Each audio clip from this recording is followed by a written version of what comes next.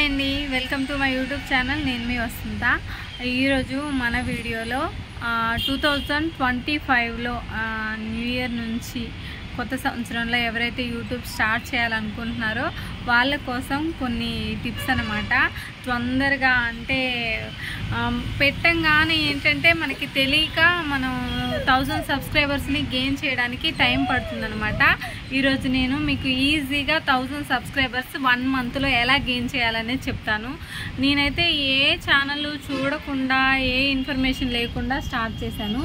అలా స్టార్ట్ చేయడం వల్ల ఏమైంది అంటే నేను ఎక్కువ అంటే ఇప్పుడు మనం కొన్ని చేస్తే మనకి త్వరగా రీచ్ అవుతాం కదా, అది తెలియక నేను ఒకటే ఫ్లోలో ఏదో చేస్తూ ఉన్నాను అనమాట. దానివల్ల నాకు లేట్ అయిపోయింది. ఏదైనా మనకి తెలుస్తుంది కదా తర్వాత ఇలా చేయకూడదు అలా చేయాలని, అది అన్నమాట. నేనైతే మీకు ఈ వీడియోలో చెప్తాను. ఏంటి ఎలా అంటే ఫస్ట్ మనం యూట్యూబ్ స్టార్ట్ చేయంగానే ఏమీ తెలియదు అనుకోండి, అప్పుడు ఫస్ట్ మనం షార్ట్స్తోనే స్టార్ట్ చేయాలన్నమాట. షార్ట్స్ చేయాలి. లాంగ్ వీడియోస్కి మనకి ఉంటే చేయొచ్చు, కంటెంట్ మన దగ్గర ఉండి బాగుంటే ఇన్ఫర్మేషన్ బాగా ఇవ్వగలుగుతాం అనుకుంటే చేయొచ్చు.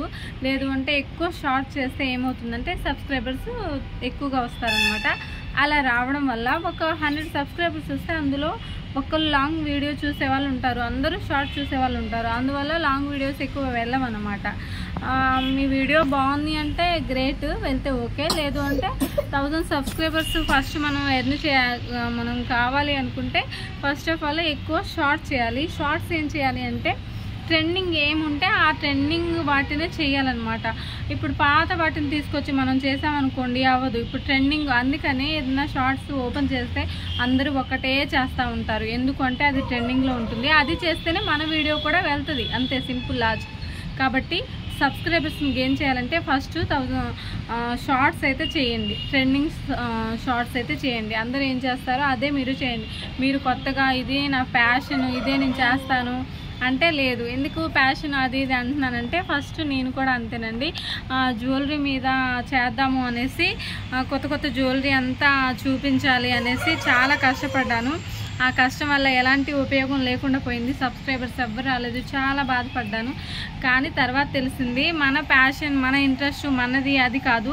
మన సబ్స్క్రైబర్స్ అంటే ఎదుటి వాళ్ళు మన నుంచి ఏం ఎక్స్పెక్ట్ చేస్తారో అదే మనం చేయాలి, కానీ మనం ఓన్ చేసింది వెళ్ళదనమాట. యూట్యూబ్లో ఎదుటి వాళ్ళకి ఏమి అవసరమో అదే వెళ్తుంది, మనకి ఇష్టమైంది పెడితే వెళ్ళదు. Simple logic. అంటే ఏదైనా యూట్యూబ్లో సెర్చ్ చేసి చూస్తారు కదా, వాళ్ళకి ఇష్టమైతే చూస్తారు, లేకపోతే లేదు. మన ఇష్టం వచ్చింది పెడితే వాళ్ళు చూడరు కదా.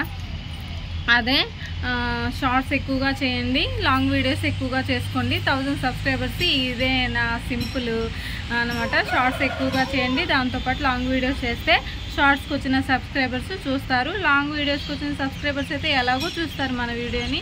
షార్ట్స్ వాళ్ళు ఎక్కువగా ఉంటే అందులో కొంతమంది చూసే అవకాశం ఉంటుంది. ఇదేనండి షార్ట్ వీడియోకి ఉన్న ఇంపార్టెంట్, సబ్స్క్రైబర్స్ని గెయిన్ చేసే అవకాశం ఉంటుందన్నమాట. అందరికీ ఆల్ ద బెస్ట్. ఇంకా వేరే వీడియోతోని మళ్ళీ వస్తాను. ఇదైతే ఓన్లీ షార్ట్స్ కోసమే. Thank you for watching. Thank you so much.